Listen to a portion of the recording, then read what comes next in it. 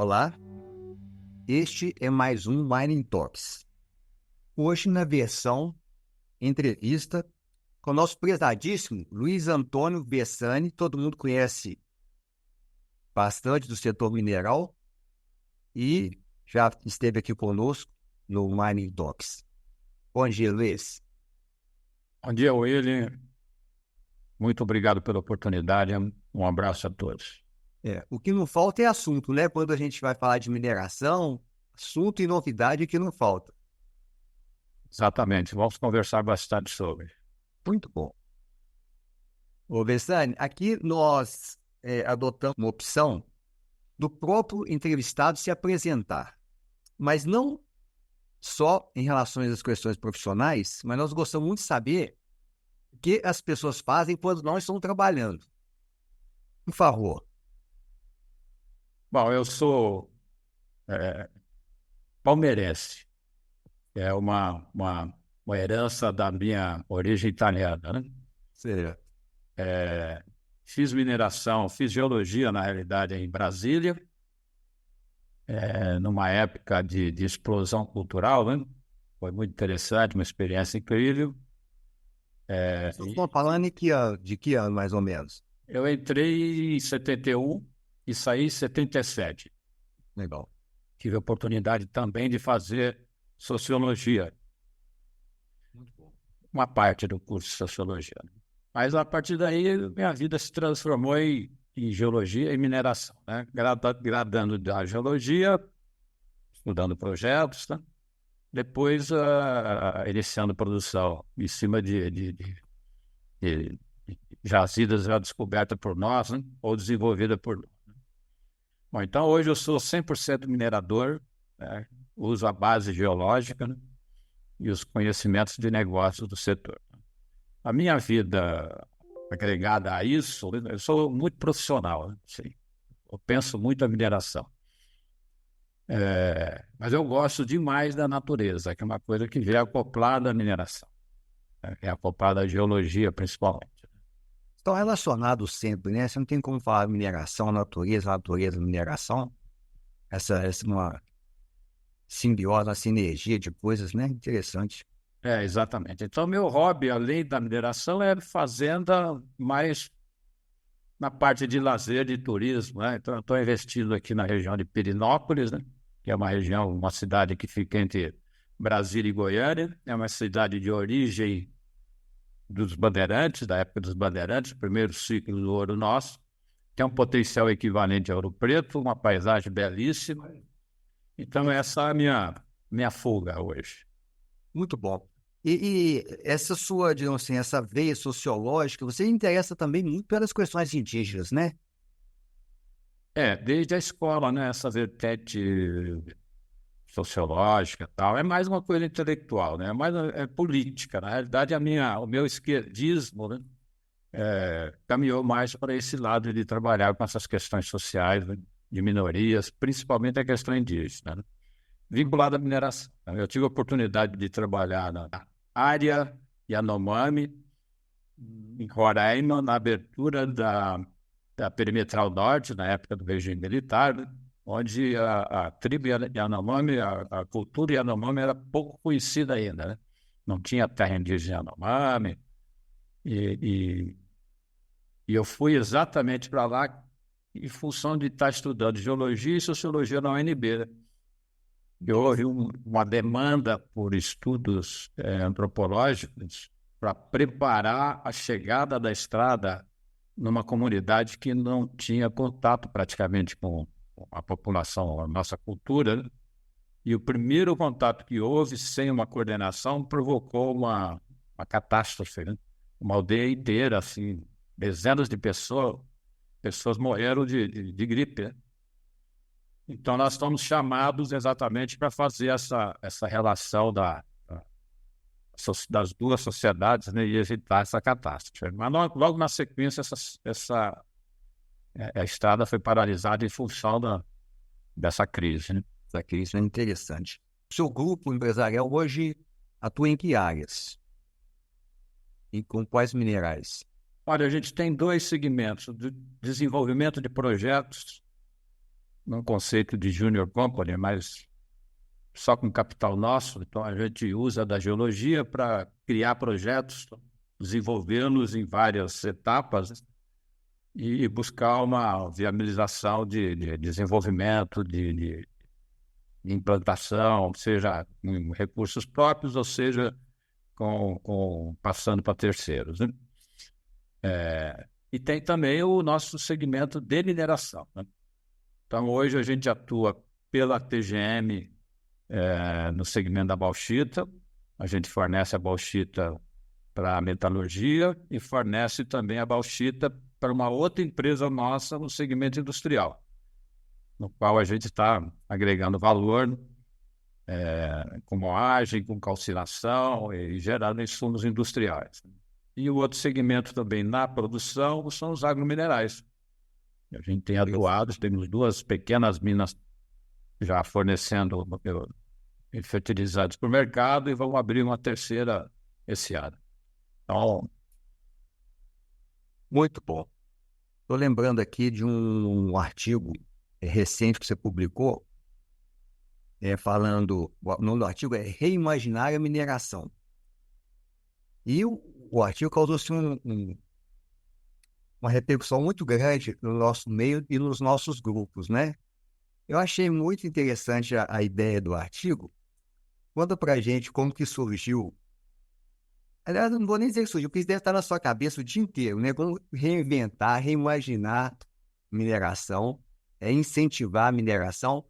Mas fala um pouco dessa sua ideia de o que seria reimaginar a mineração para o Brasil. William, essa é uma seara boa que a gente pode conversar com interesse amplo, né? Esse artigo, na realidade, foi escrito não para o nosso setor, tá? Claro que para todos, né? Mas é uma tentativa de conversar com a sociedade, né? E reimaginar a mineração é basicamente ajudar a sociedade a repensar a mineração, principalmente para entender como ela é, né? Para a sociedade, o entendimento da mineração como ela eu entendo que será uma revolução cultural, tá? Mas também para nós, no sentido de que o momento está demandando uma perspicácia, né? E uma atuação mais incisiva nossa, né? Dentro de conceitos e do desenvolvimento de projetos. Tá? Nós entendemos que existe hoje uma revolução no mundo. Eu acho que todo mundo está vendo isso, né? A China está provocando essa revolução, né? A China está se sobressaindo de uma maneira impressionante, né? E está assumindo uma vanguarda industrial. E essa vanguarda industrial traz consigo um conceito, retoma aqueles conceitos de estratégia, né? Isso. Qual os minerais são estratégicos para o desenvolvimento da sociedade, né? Então, essa revolução é uma coisa que a gente precisa conceituar bem, a gente precisa debater mais, a gente precisa se aprofundar. Eu entendo que já está havendo esse debate no Brasil, né? E aí fica emerge uma situação bastante interessante, histórica, né? Que é a seguinte: como que se incorpora a mineração num projeto de desenvolvimento do país? A última vez que nós fizemos isso, ou a única vez, foi durante o regime militar. É muito importante que a gente recupere esse aspecto histórico do nosso setor, né? Foi lá que foram, através do conceito de estratégia, né? Buscou-se entender e aproveitar a mineração como um fator de desenvolvimento industrial do país, né? Criamos vários segmentos aí, né? Criamos várias ferramentas, SPRM, as empresas estatais e estaduais que tiveram a sua importância, né? Nuclebras, né? O Radan, o primeiro mapeamento de satélite foi feito pelo Radan, né? No Brasil, né? E a partir daí, a partir do fim do regime, o próprio regime começou a perder sua capacidade de planejamento, né? Mas os governos seguintes, democráticos, né? eles conseguiram não prestar atenção na mineração, né? Nenhum deles, né? Exceto no início do governo PT, quando houve aquela tentativa de criar aquele famigerado marco regulatório, né? Que foi um equívoco bem preocupante. Ainda bem que não Então é isso. Então, só complementando aí. Então, reimaginar a mineração é recuperar a nossa capacidade de discutir a importância de mineração. Basicamente é isso. Excelente, Bessani. Aproveitando aí esse gancho, como você vê a questão da transição energética e mineração? Por quê? Naturalmente, todos que trabalham com mineração, de uma forma ou de outra, estudam esse assunto, porque ele não tem um dia que não sai notícia de transição energética, e se não faz transição energética, aí uma questão interessante. Transição energética total, do meu ponto de vista, isso é uma utopia, tá certo? Agora, uma transição energética parcial, ou seja, aquela substituição de petróleo por energias limpas, isso, numa certa medida, é interessante, é possível. Mas não uma visão utópica, pelo menos num curto espaço existencial, isso vai ocorrer. Qual a sua opinião sobre isso? E o Brasil, como que ele se posiciona nesse movimento de mineração e transição energética, no seu ponto de vista? Transição energética é um conceito amplo, né? Mas ele entendo que chegou para ficar, né? Sem dúvida. Realmente, o quanto nós vamos conseguir substituir o combustível fóssil por energia, digamos assim, limpa, né? É uma questão de tempo, né? E também, eu acho que vai ser uma coisa gradativa, como você mesmo mencionou aí. Mas essa transição, ela se mostra mediaticamente emergencial, tá? Eu, como geólogo, eu tenho minhas dúvidas sobre a questão climática, tá? Se é realmente uma questão antrópica, né? Certo. Que é uma questão natural, inevitável, que a gente tem pouca capacidade de intervir, né? Isso. Eu tenho minhas dúvidas.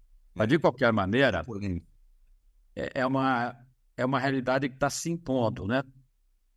E vai... Não tem como sair disso agora. Então, e por precaução, então, vamos cuidar dessa questão energética com foco na questão do clima, tá? Bom, isso significa uma mudança no perfil de consumo dos metais, né, dos minerais, uma mudança tanto no perfil quanto na quantidade, né? Ainda o ferro continua sendo importante, mas o cobre, por exemplo, que é um material tradicional para uso energético, né? Ele assume uma importância muito maior, né? Acompanhando a energia elétrica. E tem os insumos, os demais insumos não tradicionais, lítio e terras raras, principalmente, né?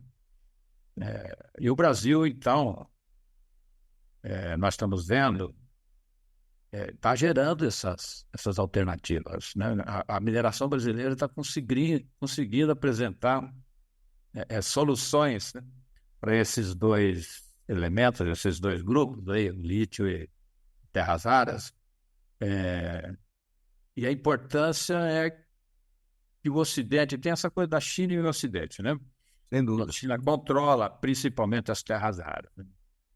Controla absolutamente, a ponto de fabricar mais de 90% dos ímãs de terras raras consumidas no mundo, né?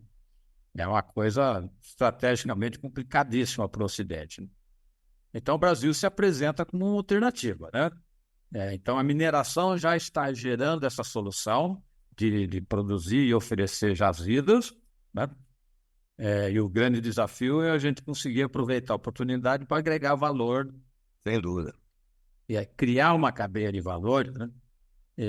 Lembrando sempre que essa cadeia de valor do segmento da transição energética vem acompanhado de um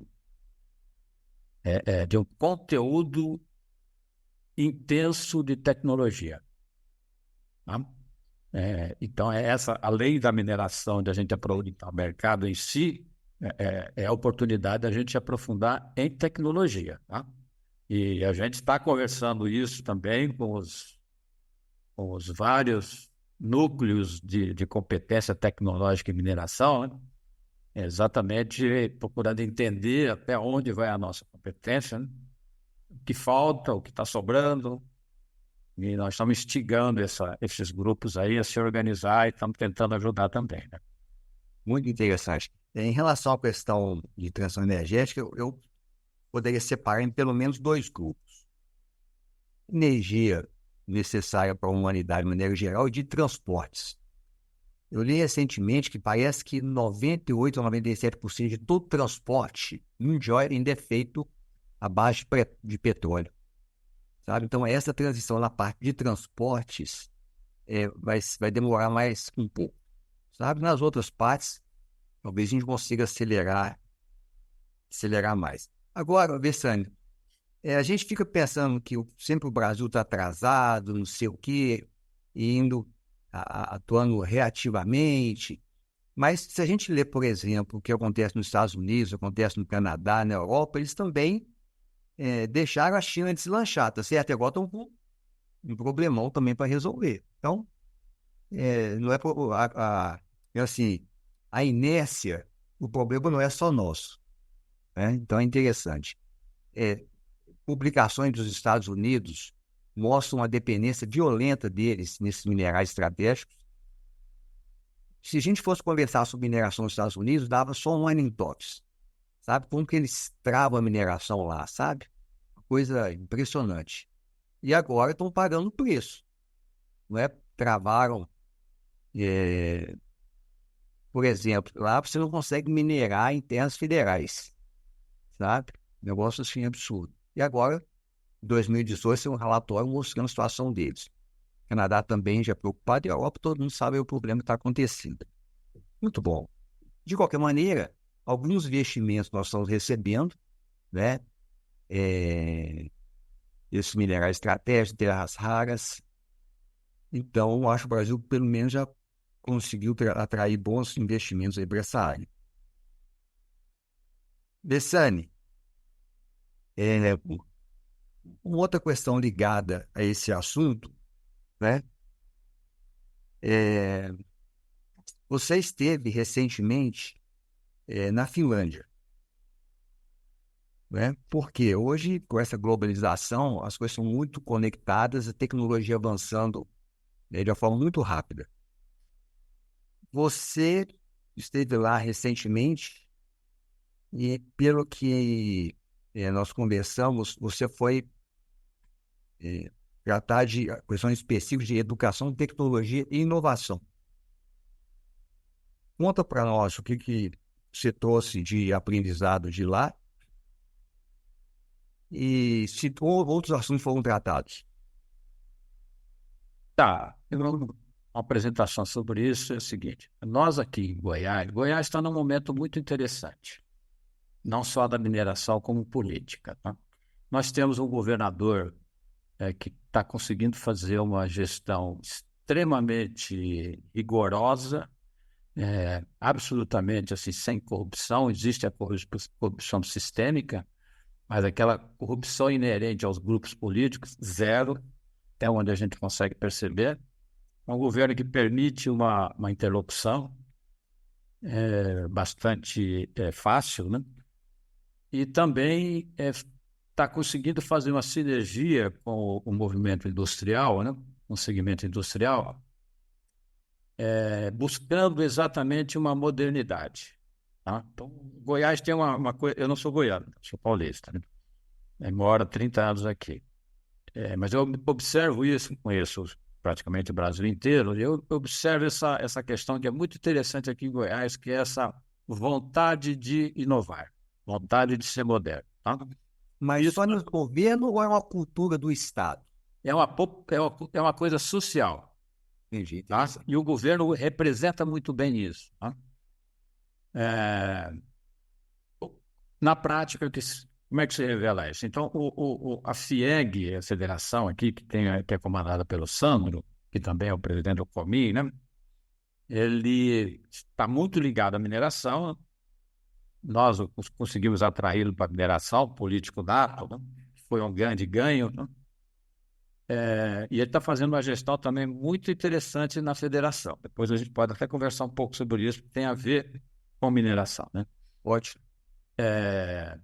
Mas veja, com isso a gente fez 3 viagens no último ano, em 12 meses. Nós fomos para Israel, também uma viagem de cunho tecnológico, visitamos a universidade, visitamos as fábricas de água lá, os dessalinizadores, né? Visitamos o primeiro parque de energia solar, que era por reflexo, e jogava em cima de um conjunto que tinha uma bomba d'água, né? Então fervia. Então, primeiro que foi feito no mundo, né? É impressionante aquele conjunto, funciona até hoje, né? Depois, isso foi pela FIEG. Depois a gente fez uma viagem à China com o governo do estado, né? Onde nós fomos recebidos por vários níveis ali. E o importante, por exemplo, a gente visitou a BID. Chocante, tá? Essa foi uma visita na China, foi uma visita que me transformou. Eu, aos meus 70 anos de idade, eu me revigorei ali, olhando a capacidade do povo chinês em trabalhar tecnologia e inovação. Detalha mais um pouco disso para a gente, Bessani. Esse espanto que você teve. Olha, você estava falando aí que o transporte não vai crescer tão rápido, então o consumo de energia alternativa vai ser mais lento no transporte, mais fácil dizer mais. Lá na China, em Xangai, eu demorei para perceber que tinha um excesso de silêncio na cidade, em função da pouca quantidade de carros a combustão. Interessante. Então, ali eles já fizeram uma política de agora praticamente os táxis todos têm que ser elétricos, o transporte público todo elétrico, já é elétrico. E se você tem um carro a combustão, você corre o risco de ter um péssimo negócio na mão. Tá? Todos fizeram de tal maneira que eles estão fazendo a revolução deles ali. Tá? E estão consumindo muito. Até moto. A moto ali, você não escuta aquele rompante, você não consegue acelerar, fazer aquele barulhão e tal. Tá? A China, tudo que eu vi é novo. É impressionante, tá? Eu poderia ter visitado centros históricos, tá? Mas todo o circuito que eu fiz é absolutamente novo. Existe um investimento em infraestrutura prioritário na China.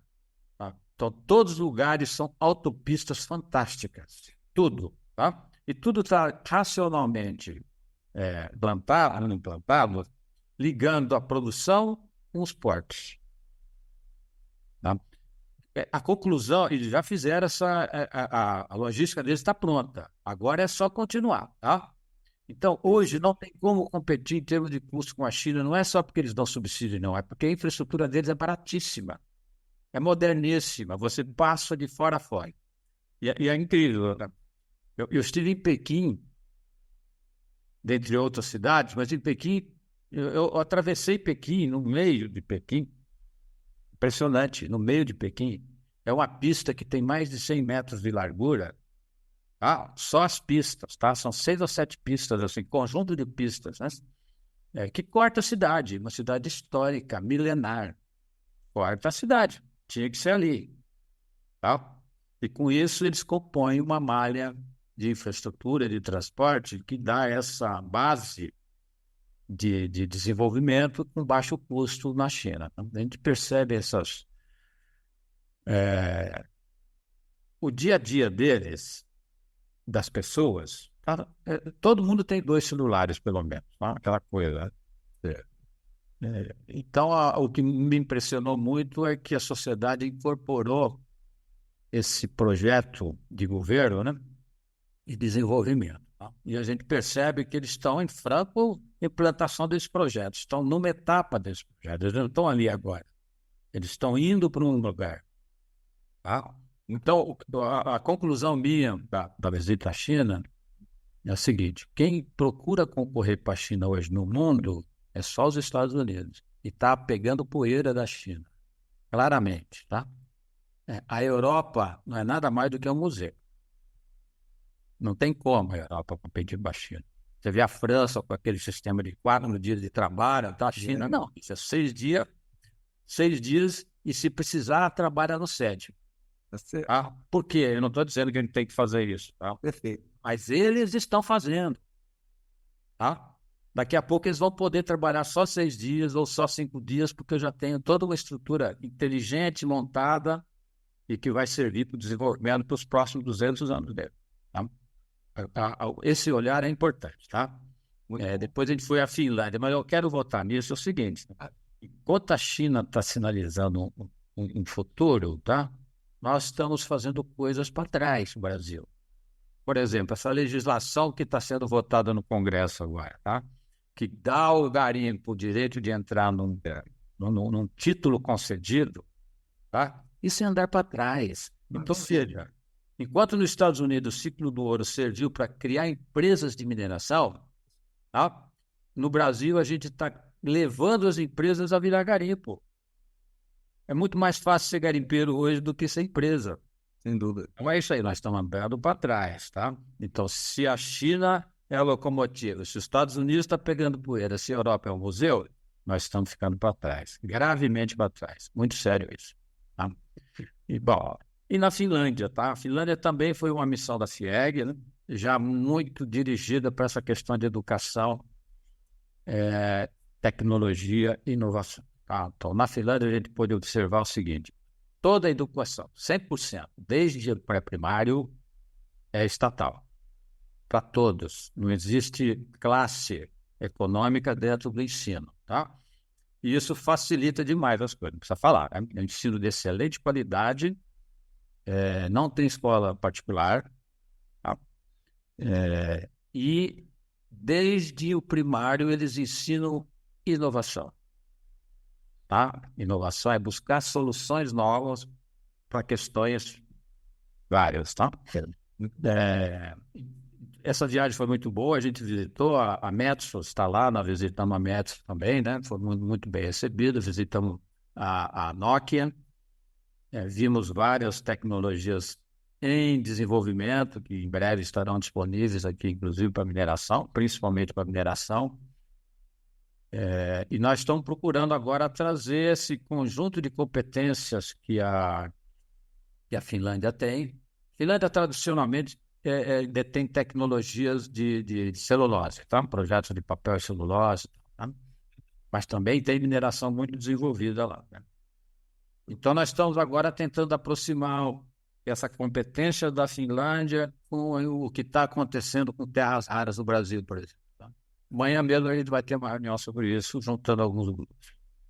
É isso aí, foi muito bom. Muito interessante. Essa questão, por exemplo, desse projeto de lei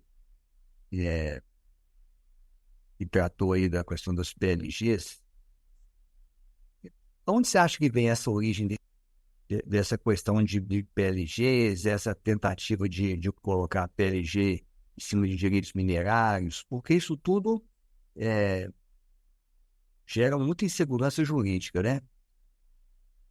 Que movimento político é esse que você pode estar acontecendo em relação a essas coisas? Que vira e mexe essa questão surge, né? Você acha que algum patrocínio de políticos lá da região, alguma coisa? Qual que é o seu ponto de vista sobre isso? Bom, primeiro é o que a gente falou no começo, né? Quer dizer, os governos esqueceram de incluir a mineração dentro de um projeto de desenvolvimento nacional, né? E isso se reflete na prática no enfraquecimento do DNPM e hoje da agência. Tá? A maneira como este governo, os outros, praticamente todos, eu acho que o único que a gente não pode culpar de nada é o do Temer. Tá? Que ele pegou uma bagunça, conseguiu dar alguma ordem com o Vicente Lobo ali, que fez um excelente trabalho, tá? Implantamos a agência e a partir daí já vieram os demais governos, o próprio Bolsonaro foi um desastre para a mineração, né? A falta de conhecimento, falta de responsabilidade, né? E esse governo, a gente percebe, esse que está agora, a gente percebe que eles não gostam de agências independentes, tá? E eu tenho uma nítida impressão que eles estão torcendo para que a agência continue sendo enfraquecida, para que eles tenham alguma maneira de, sei lá, de fazer, não sei o quê, né? Isso é o motivo estrutural que eu acho dessa lei, tá? Porque a quem interessa esse caos, né? Saiu uma publicação da Endemind, da nossa querida Tebs, Sim. e do Wilson também, acho que resumindo a entrevista do nosso prezadíssimo diretor-geral da agência, o Molo, e a tônica da entrevista, a gente a falta de uma política mineral para o país. Do meu ponto de vista, isso é a raiz de tudo quanto é problema que a gente tem aqui. Entendeu? Porque se você não tem política mineral, todo mundo quer dar palpite, nada anda, você não tem norte. Então, realmente, eu me interessei pelo direito da mineração lá nos idos 1987. De lá para cá, nós nunca tivemos política mineral. Essa aqui é a verdade. Né? Teve um decreto recente que lançou a política mineral, mas coisas principiológicas, na prática nunca foi implementado nada. Né? Mas muito bom. Mas, sério, um assunto aqui que eu queria falar. Hoje você integra quantas entidades empresariais? Você é multitarefas, tá certo? Filho, dá uma ideia nessa parte assim, institucional, onde você anda frequentando. Olha, é menos entidade, mais um projeto de fortalecimento do setor, né? Menos entidade, mais um projeto. As entidades são ferramentas importantes, né? Sem dúvida. Então, primeiro, oportunamente cumprimentar a DIB, né, pelo excelente CIMEX-MIN que ele foi feito, né? Que essa é uma das entidades aí que eu já participei, não participo agora, mas dou total apoio, está fazendo um trabalho incrível, né? Então, essa é uma das ferramentas criadas que dá resultado e a gente está muito feliz com isso, né? Mas veja, a ideia toda é que a mineração está isolada, tá? Eu lembro da época do Mendo, por exemplo, do IBRAM, né? O IBRAM, que também é uma entidade fantástica, muito bem constituída, né? E opera muito, né? Mas eu lembro que na época do Mendo, por exemplo, a tônica era o seguinte: não vamos levar nenhuma ideia, nenhuma proposta de lei ao Congresso, porque entra uma coisa e o que vai sair é a minha ideia, tá? Ele usava uma expressão, entrava uma pessoa feia, depois saiu uma maravilhosa, não, ao contrário, tá? Entra uma pessoa linda que a gente acha que vai sair lá e lá sabe Deus o que sai. Então, essa foi uma tônica de um período nosso, tá? Que a gente nunca conseguiu sair dele. Tá? Bessani, então, assim, você chegou falando nos jabutis, né? Aqueles projetos de leis que eles vão fazendo e de repente encerram o jabuti. Eu estou pensando assim, você fazia de um jabuti mineral. Entendeu? Uma coisa assim que você não espera, né? Muito bom. Exatamente. Pois é. Então, a pergunta que a gente faz é o seguinte, né? Nós somos importantes para a sociedade, mas a sociedade não compra produto mineral no supermercado, né? E lá, a sociedade nossa não consegue entender que aquele garfo que ela está usando para se alimentar vem da mineração, né? Não passa pela cabeça deles, tá? E o nosso cliente, na realidade, é a indústria de transformação. Tá? Nós vendemos minerais para a indústria, principalmente. Seja para a agroindústria, tá? E seja para o segmento industrial todo aí, transformação, etc. Tá? Então, a gente precisa conversar com os nossos clientes. São os nossos clientes que medem a nossa importância, tá? Que sentem a nossa importância. E isso é muito sofisticado até. Por exemplo, no setor agrícola, no agronegócio, mais da metade dos fertilizantes são importados. Como é que eles resolveram essa questão de conseguir ser o país mais pujante em agricultura? Produtividade também, né? Não, tudo bem, mas quanto ao abastecimento, Certo. Eles resolveram mudando a lei, condicionando a lei, e, pô, você não tem imposto sobre fertilizante praticamente. Legal. Tá? Então está muito confortável para eles, não vieram conversar conosco. E nós não levamos proposta para eles. E o governo não conseguiu fazer um plano até hoje. Tem vários planos aí, mas espero que dê certo. Tá? Agora, o segmento industrial, eles, os dois, tanto a agricultura quanto a indústria, tem duas entidades enormes, FAEG, CNA e CNI. Tá? E a gente, então, conceituou que o melhor lugar para trabalhar a mineração é na CNI, é com a indústria, tá? Então, todos os esforços nossos são em dois sentidos. Primeiro, uma política local onde você está situado, que é estado e município, né? E depois, um realinhamento, ou buscar um alinhamento com o setor consumidor de minérios, a indústria, tá? Nós tentamos duas vezes. Uma vez nós criamos era um conselho de mineração, conselho especial, Câmara Especial de Mineração, e depois a gente conseguiu, que foi enfraquecido, né? E tudo na gestão do Robson, né? Na CNI. E depois a gente conseguiu, as duras, lutamos muito para recriar, conseguimos recriar porque sensibilizamos o Sandro Mabel para ele assumir essa interlocução, ele como presidente da FIEG, né? Então, a gente conseguiu criar o Comin, tá? O Comin hoje é uma entidade extremamente importante, tem uma maneira de atuar, ele é complementar ao IBRAM, em muitas coisas eles trabalham de forma distinta, o que se soma, tem alguma parte aí que eles competem entre si, que eu espero que a gente consiga melhorar isso para o futuro, né? Mas o Comin hoje é uma ferramenta importantíssima.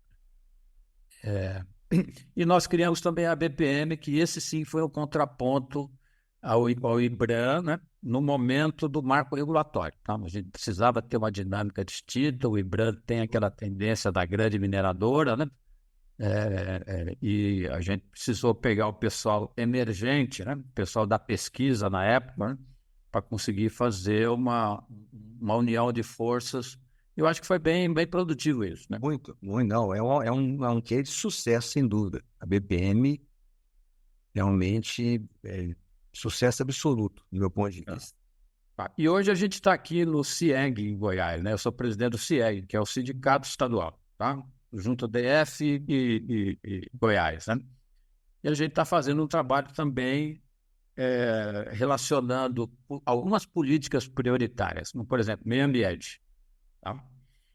Meio ambiente, a gente tem uma parceria com a Secretaria de Meio Ambiente aqui, e conseguimos apoiar uma modernização no processo de licenciamento mineral, que é um passo extremamente importante. A gente teve sucesso, conseguimos auxiliar a SEMAD, né, a secretária Andréa Vulcanes, junto com aquela ideia que a gente falou de um governo que tem uma visão de modernidade, né, que se reflete também no licenciamento ambiental de uma maneira geral. A gente conseguiu contribuir a isso aí. Muito bom, Alessandro. Conversa muito boa. Se a gente deixar, a gente fica aqui o dia inteiro. Mas nós temos aqui uma tradição de vídeos mais curtos para facilitar as pessoas que gostam, né, e vejam e ouçam a gente. Bom, como é nossa tradição, nós sempre apresentamos um livro aqui, porque a origem do Mining Talks é Mining Talks Biblioteca. Por quê? Eu comecei apresentando, ainda existe, né? Eu ainda faço Mining Talks Biblioteca pública. A origem do Mining Talks foi Mining Talks Biblioteca, onde eu comecei a apresentar livros da minha biblioteca pessoal de direito da mineração, que eu venho montando há mais de 20 anos, 25 anos. Hoje ela já está só sobre direito da mineração, uns 800 volumes. Legal. Foi maravilhosa. Gosto muito. É uma biblioteca excelente. E hoje, vou trazer aqui um livro, Tiago de Matos, Direito da Mineração. Depois vou te mandar, colocar no correio para você. Por favor. O Tiago está viajando esses dias, eu acho que estou em São Paulo. Eu vou mandar o seu com dedicatório. Chega de volta, acho que esse final de semana. Direito da mineração. O Thiago de Matos não precisa nem fazer referência, né? Thiago de Matos veio aqui para o escritório com 17 anos. Entendeu? Aqui até hoje, veio como estagiário. Hoje eu andando bem, né? Sócio, meu amigo, braço direito aqui. Muito bom. Aprendendo e já está ensinando. Não. Olha bem, essa geração, ô Bessani, você tem que deixar florescer. Entendeu? Porque nasceu em outra era, com outros estímulos, você tem que dar espaço para eles crescerem. E aí, você aproveita, né? Bom, esse livro aqui é um livro de diversos artigos. O primeiro, Mineração e Direito. Poxa, só mineração e direito é um dia de conversa. Porque, poxa, se você não tem política mineral, como você fala em segurança jurídica? Segurança jurídica é ligada ao direito, ao direito, não é? Então, só o primeiro aqui já daria uma conversa de um dia. Então, muito bom esse livro. E o detalhe é o seguinte. Aqui, ó. Deixa eu pegar aqui. O prefácio de nada mais, nada menos que Ana Elizabeth Bastida. Talvez uma das maiores autoridades em direito da mineração, né? A da Universidade de Dundee, Tiago estudou lá. Realmente fez um prefácio muito interessante. Realmente um livro muito bom. Recomendo. É uma publicação recente da editora De Plástico. Legal. Então, eu acho que vale a pena adquirir. Bessani, é sempre muito bom conversar com você. O tempo é sempre curto para tanto assunto, né? Vou deixar já um convite aqui, um próximo aí, daqui a um tempo, escolher um assunto específico para nós tratarmos disso aqui, tá bom? Muito bom falar com você. Eu, particularmente, sou seu fã, vejo a sua atuação, sua batalha aí para divulgar o setor mineral. E não é uma tarefa muito simples, não. Uma tarefa, eu diria, até meio inglória. Tantos são os obstáculos. Mas, então, olha bem. Uma sugestão aqui, da próxima, nossa, assim, obstáculos da mineração. Quais são e como superá-los? Pô, já está definido o tema do nosso próximo Mining Talks. Tá bom? Muito bom. Palavras finais aí, por favor. Olha, posso falar mais meia hora? Lógico. Só agradecer a sua oportunidade. Sempre foi muito gentil conosco, um parceiro. E discutir mineração faz parte da nossa vida. Então, estarei à disposição. Realmente foi um prazer, William. Eu agradeço. O tema já está definido. Obstáculos da mineração, causas e soluções. Não sei qual que é mais difícil, tratar da causa ou da solução, mas isso a gente vai definir depois. Tá bom? Tá ótimo, estou à disposição. Bom, foi mais um Mining Talks. Esperamos vocês no próximo. Até. Abraço.